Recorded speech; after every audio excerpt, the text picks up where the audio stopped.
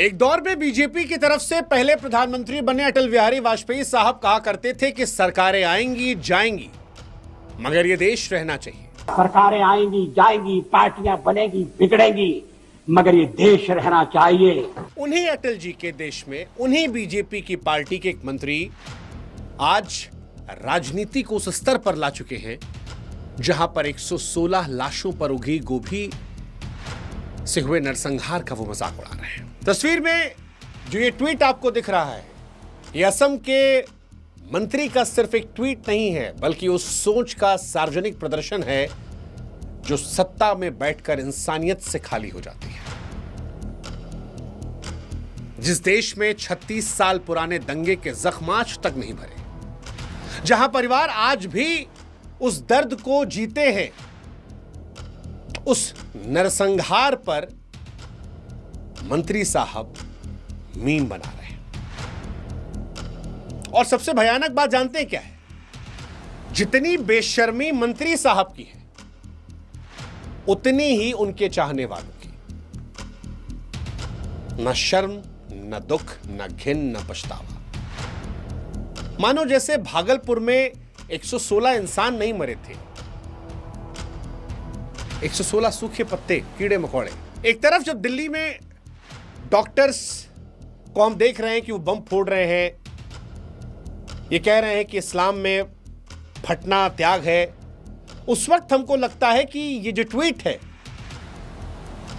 ऐसे ही ट्वीट शायद उस मानसिकता के लोगों को दिखाया जाता होगा जब कुछ इंसानियत के दुश्मन उन नौजवानों को भड़काते हैं।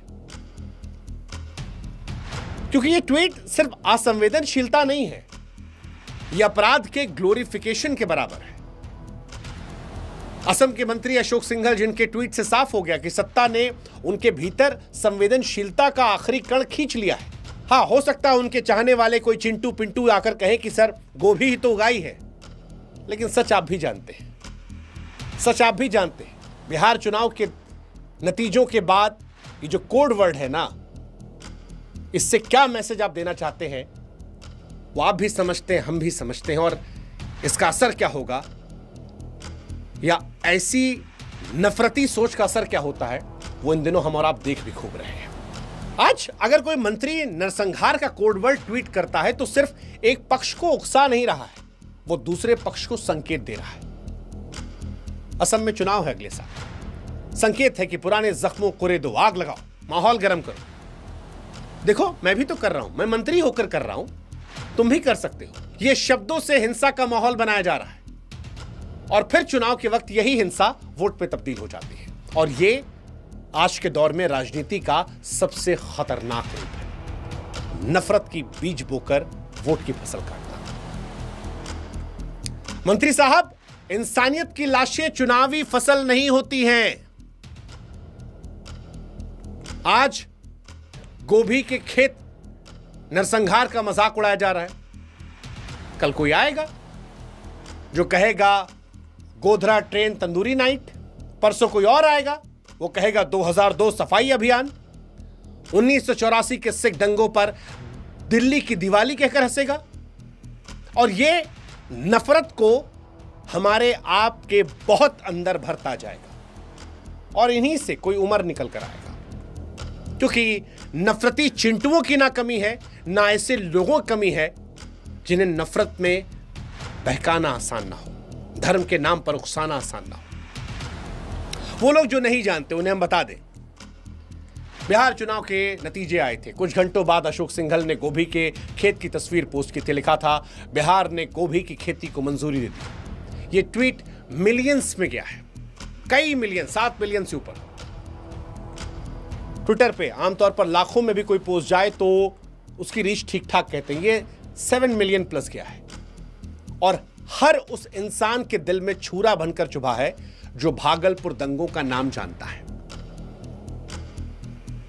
नहीं जानते तो आज हम आपको इस वीडियो में बताएंगे कि इसका इंपैक्ट क्या होगा। भागलपुर दंगे क्या थे जिनका मजाक उड़ाया जा रहा है, कैसे ये नफरती सोच देश को बर्बाद कर सकती है, और क्यों मंत्री जी ने अब तक न ट्वीट डिलीट किया न माफी मांगी। बीजेपी की खामोशी क्या कहती है, सब बताएंगे आज आपको।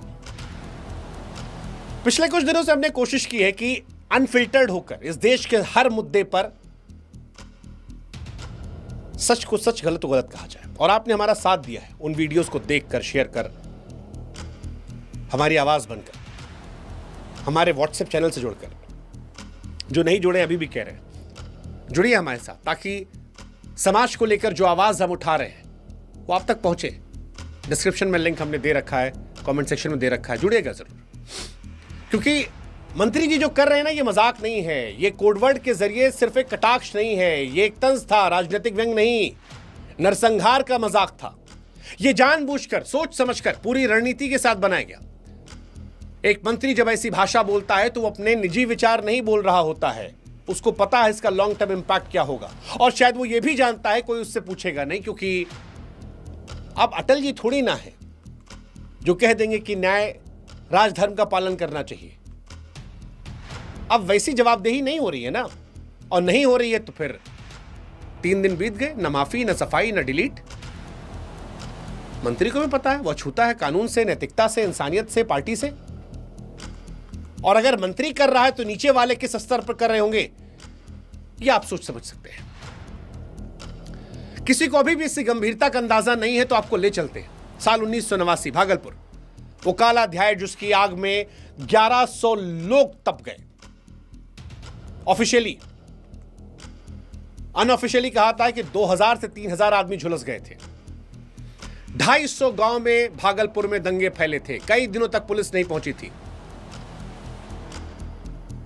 उसी देरी ने दंगाइयों को समय दिया कि भागलपुर के गांव में जहां मुसलमान ज्यादा थे उनको मारकर गाड़ दिया जाए।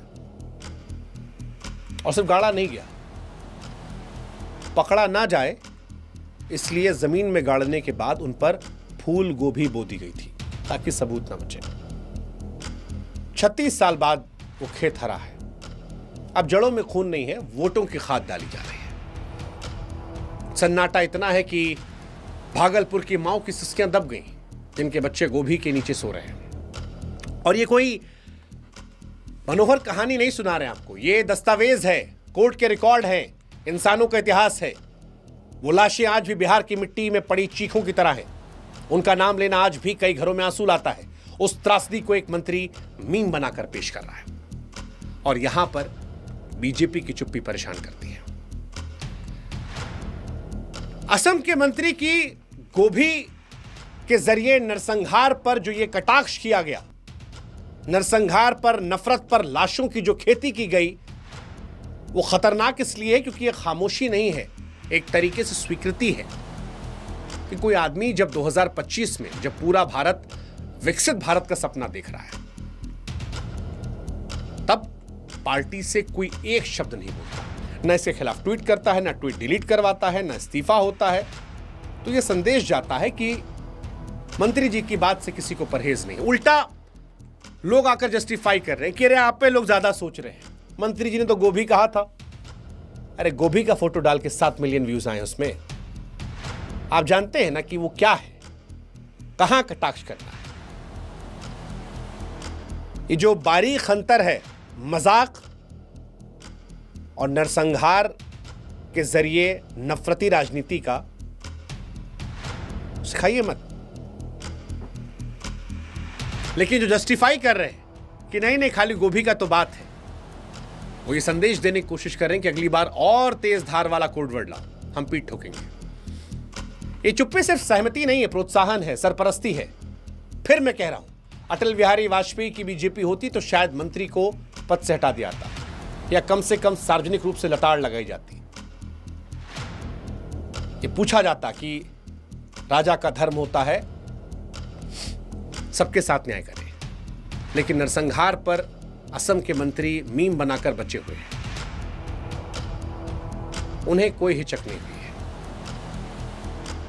उन्हें लग रहा होगा कि ठीक तो कर रहे हैं, किसी को बुरा थोड़ी लग रहा, फॉलोअर ही तो बढ़ रहे हैं ना भाई। सच कहें तो इसका मतलब जानते हैं क्या है? नेताओं के अंदर से मानवीय तत्व भी खत्म हो गया है। सत्ता के नशे ने नैतिकता को कुचल कर रख दिया है, और ये सोच देश के लिए खतरनाक है। एक मंत्री की कुर्सी पर बैठकर 116 लाशों का तिरस्कार करना राजनीतिक मुद्दा नहीं, इंसानियत के खिलाफ अपराध है। ये भारत के संविधान की उस भावना का अपमान है जो हर नागरिक को बराबरी का सम्मान देती है। ये देश की उस मिट्टी का अपमान है जिसमें आज भी गंगा जमुनी तहजीब सांस लेती है। अशोक का ये ट्वीट सिर्फ एक ट्वीट नहीं, राष्ट्र की संवेदनशीलता पर प्रहार था। और यह बात जितनी बार कही जाए कम है कि देश की एकता अखंडता के लिए सबसे बड़ा खतरा इस तरह के मंत्री हैं जिनकी राजनीतिक भाषा नरसंहारों से होकर गुजरती है।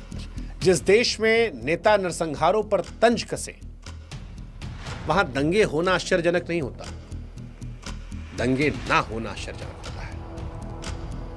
अशोक सिंघल को समझना पड़ेगा कि भागलपुर की मिट्टी आज भी गवाही देती है कि वहां लाशें दफन थी, फूल गोभी नहीं। उन चीखों को मिट्टी के नीचे दबा दिया गया, लेकिन उनकी गूंज आज भी हवा में तैर रही है। और जब कोई मंत्री उन चीखों पर हंसता है तो वो सिर्फ इतिहास का अपमान नहीं कर रहा, वो भविष्य के लिए एक नई तैयारी कर रहा है। अशोक सिंघल को बिना शर्त माफी मांगनी चाहिए, और अगर किसी को बुरा लगा जैसा बनावटी माफीनामा हो तो लानत है उन पर और उनका समर्थन करने वाला। उन्हें स्वीकार करना चाहिए जो कुछ कहा वो गलत था, क्रूर था, अमानवीय था। ये ट्वीट तुरंत डिलीट होना चाहिए, तुरंत। जो इंसान नरसंहार का मजाक उड़ा रहा है उसको लेकर बीजेपी को भी सोचना चाहिए, क्या वो पद पर बैठने लायक योग्य व्यक्ति है? हालांकि अशोक सिंघल के साथ जो घटना है उसमें बीजेपी का रवैया, अशोक सिंघल का रवैया इसके उलट है। वो घाव खुरेद रहे, इतिहास पर तंज कस रहे, समाज को तोड़ने वाली भाषा राजनीतिक पूंजी बना रहे हैं। और आप में से कई लोग जो मजा ले रहे थे, आपको भी समझना है, उस पार हुआ था इसलिए आपको मजा आ रहा है। आपके अपनों के साथ होगा तो आप ऐसे नहीं मुस्कुराएंगे। उसके कत्ल पर मैं चुप था, याद रखिएगा, मेरे कत्ल पर आप चुप हो, अगला नंबर आपका है। वो शेर था ना कि लगेगी आग शहर में तो घर आएंगे कई जद में। इस शहर में अकेले हमारा मकान थोड़ी है, आपको समझना है ये बात। अगर आज आप चुप रहे, आप उसको प्रोत्साहित करते रहे, तो कल कहीं और की फूल गोभी आएगी, कोई और मरे हुए इंसानों पर मीम बनाएगा। परसों हमारी चुप्पी या ये सहमति नए दंगों की पहली ईंट बन जाएगी और मरेंगे हम, आप, हमारे अपने। इसलिए लड़ाई किसी पार्टी की नहीं, विचारधारा की नहीं, इंसानियत की है। इंसानियत जो अब भी मिट्टी में जिंदा है, अब भी राष्ट्र की आत्मा में धड़कती है, और उसे बचाना हमारी जिम्मेदारी है। अशोक सिंघल का ट्वीट गलती नहीं, चेतावनी है। चेतावनी कि अगर ऐसे लोग सत्ता में रहे तो इतिहास दोहराएगा। इस बार कीमत और भारी होगी। इसलिए आज अभी इसी वक्त हमें और आपको मिलकर लाल लकीर खींचनी होगी, जीरो टॉलरेंस की, कि ऐसे चीजों को बर्दाश्त नहीं किया जाएगा। राजनीति होती रहेगी, अटल जी ने कहा था, देश नहीं टूटना चाहिए। और ये हम इसलिए कर रहे हैं ताकि कल को अगर हमारे बच्चे पूछें कि जब एक मंत्री ने 116 कब्रों का मजाक उड़ाया, तुम क्या कर रहे थे? जब उन पर कोई ऐसा कुछ घटना आ रही हो, तो उस दिन हम शर्म से सिर झुकाने के बजाय कह सकें कि हमने आवाज उठाई थी, हमने कोशिश की थी जगाने को। इसीलिए आज सवाल सिर्फ नारे का नहीं है, उस भारत की आत्मा का सवाल है जिसे हर दिन हम अपने सामने घायल होते देखते हैं। हम वो भारत नहीं चाहते जहां मंत्री नरसंहार को मीम बनाकर हंसी बटोरे। हम वो भारत नहीं चाहते जहां लाशों पर गोभी की बम पर फसल कहकर सत्ता ताली बजाए। हम वो भारत चाहते हैं जहां सत्ता इंसानियत का मजाक न उड़ाए, जहां पद का मतलब संवेदनशीलता हो, जिम्मेदारी हो, दर्द पर हंसना ना हो, दर्द को समझना हो। और इसलिए हमारी मांगे साफ है। बीजेपी आधिकारिक रूप से इस बयान की निंदा करे, साफ तौर पर कहे कि हमारी विचारधारा नहीं, और अगर नहीं कह रही फिर सबका साथ सबका विकास कहने की जरूरत नहीं है।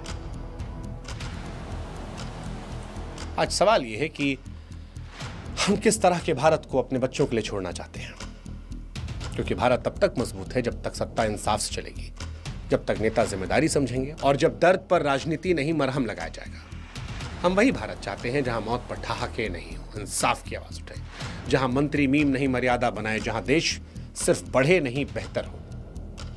अगर आज हम और आप चुप रहे तो ये सवाल आने वाली पीढ़ी पूछेगी, कहां बिजी थे आप जब ये सब देश में हो रहा था? व्हाट्सएप चला रहे थे, रील बना रहे थे। इस मिट्टी में धर्म से पहले इंसानियत की खुशबू है, हवा में नफरत नहीं मोहब्बत की डीएनए है। इस जमीन की ताकत एकता, और इस एकता को कोई मंत्री, कोई पार्टी 3 शब्दों के ट्वीट से तोड़ नहीं सकता जब तक जनता एक्टिव रहेगी। आज बोलना सिर्फ हक नहीं फर्ज है, और ये फर्ज आपको भी निभाना है। ये जोर आपको भी लगाना है, ये सवाल आपको ही पूछना है। आज अगर बिना उन चीखों को सुने निकल गए तो कल कोई नया भागलपुर बनेगा, और हो सकता है वो आपके अपनों से बने। वो दिन ना आए, इसलिए आवाज उठाइए। जय हिंद और जय इंसानियत।